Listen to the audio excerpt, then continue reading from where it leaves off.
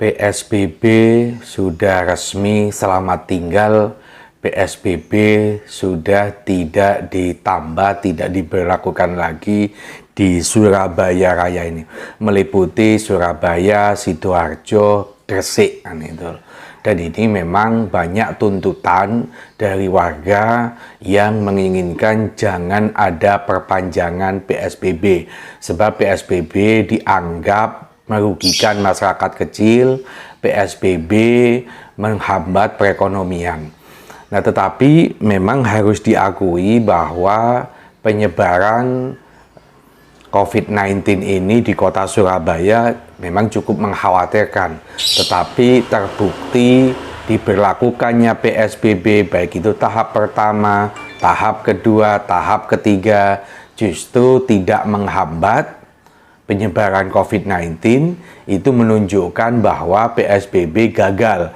PSBB tidak ampuh di dalam menghambat penyebaran COVID-19 ini.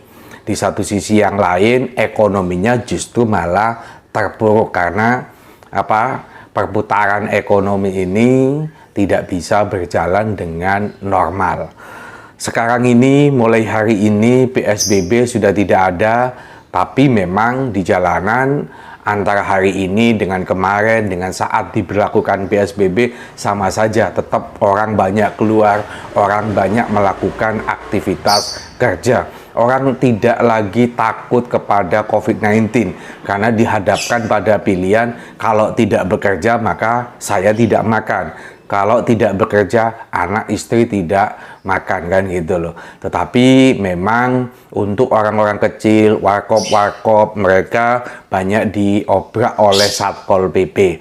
Nah, mulai hari ini silahkan Anda penjual nasi, misalnya Anda warkop, silahkan buka.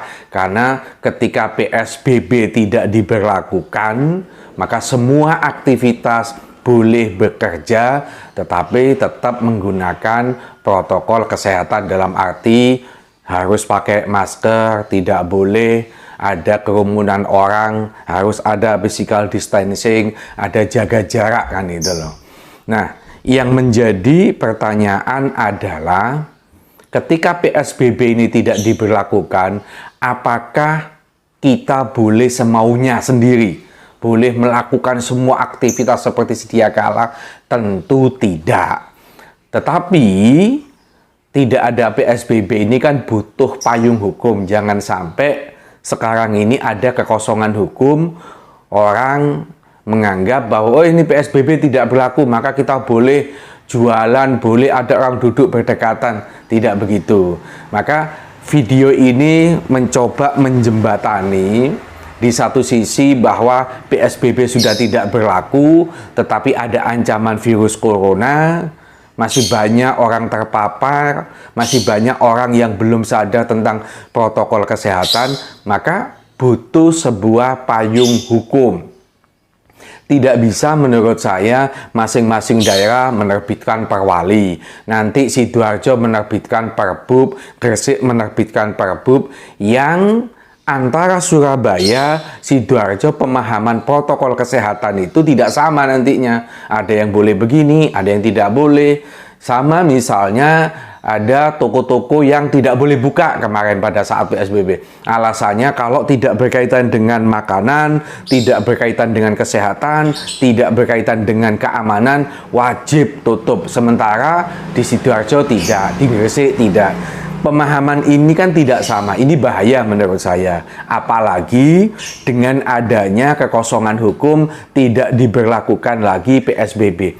Butuh sebuah payung hukum, tidak boleh itu hanya setingkat level kabupaten kota, tidak boleh setingkat gubernur, tapi minimal setingkat menteri. Harus ada kesamaan, acuannya dari peraturan Menteri Kesehatan misalnya. Maka semua gubernur boleh membuat aturan yang merujuk kepada peraturan Menteri Kesehatan. Bupati, wali kota boleh membuat keputusan, membuat peraturan yang merujuk kepada peraturan Menteri Kesehatan. Prinsipnya menurut saya tidak boleh sendiri-sendiri, sehingga itu nanti akan membingungkan bagi daerah-daerah satu dengan yang lainnya. Nah, saya mencoba baca-baca, ini ada teman-teman, yaitu Keputusan Menteri Kesehatan Republik Indonesia nomor HK 01-Menkes/Menkes/328/2020 tentang panduan pencegahan dan pengendalian coronavirus Diase 2019 dalam kurung COVID-19 di tempat kerja, perkantoran, dan industri dalam mendukung keberlangsungan usaha pada situasi pandemi. Ini bisa dijadikan acuan oleh masing-masing kabupaten kota, tetapi tidak lengkap karena keputusan menteri ini hanya diperuntukkan bagi perkantoran, industri dalam keberlangsungan usaha di situasi pandemi. Bagaimana misalnya di jalanan, bagaimana misalnya di kampung-kampung, bagaimana misalnya di tempat ibadah, bagaimana nanti kalau pendidikan itu buka, apakah juga mengacu kepada keputusan menteri ini? Menurut saya tidak bisa. Maka butuh sebuah peraturan Menteri Kesehatan atau peraturan presiden yang itu bisa meliputi secara umum keberlakuannya, baik itu di tempat ibadah, di tempat keramaian, di pasar, di kantor, di pabrik-pabrik. Jadi semuanya. Nggak model seperti ini. Kalau ini kan terlalu sempit, hanya bicara soal kantor, hanya bicara soal industri, tidak bicara soal pasar, tidak bicara soal keramaian, tidak bicara tempat ibadah, tempat pendidikan. Maka saya mengingatkan kepada gubernur supaya membuat surat yang ditujukan kepada Menteri Kesehatan untuk membuat surat atau peraturan yang berkaitan dengan protokol kesehatan di masa pasca PSBB itu diberhentikan atau ditiadakan. Kita banyak mendengar tentang new normal. New normal ini tidak pernah, ini sesuatu yang baru, tidak pernah diatur di dalam Permenkes, tidak pernah diatur di dalam Perpres, tidak pernah diatur di dalam peraturan pemerintah, apalagi di dalam undang-undang tentang karantina kesehatan.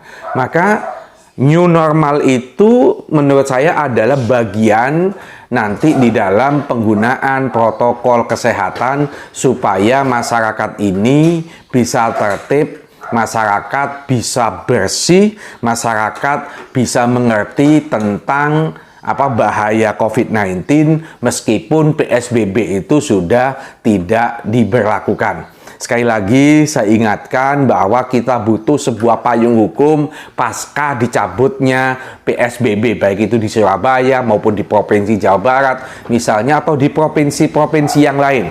Yang penting harus ada payung hukum secara nasional yang bisa memayungi semua daerah-daerah di dalam menyambut, dalam istilah presiden itu ya new normal itu. New normal tetap ada aturan.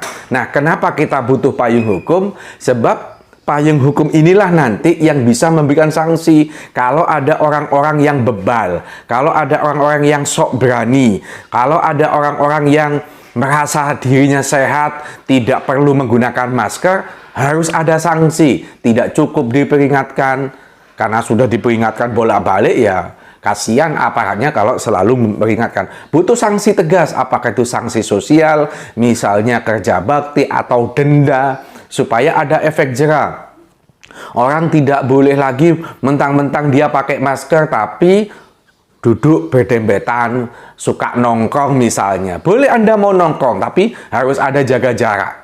Ini bukan PSBB, tidak boleh ada pembatasan lagi. Boleh ada mau ketemu teman, mau ketemu saudara, tetapi physical distancing yang harus tetap dijaga.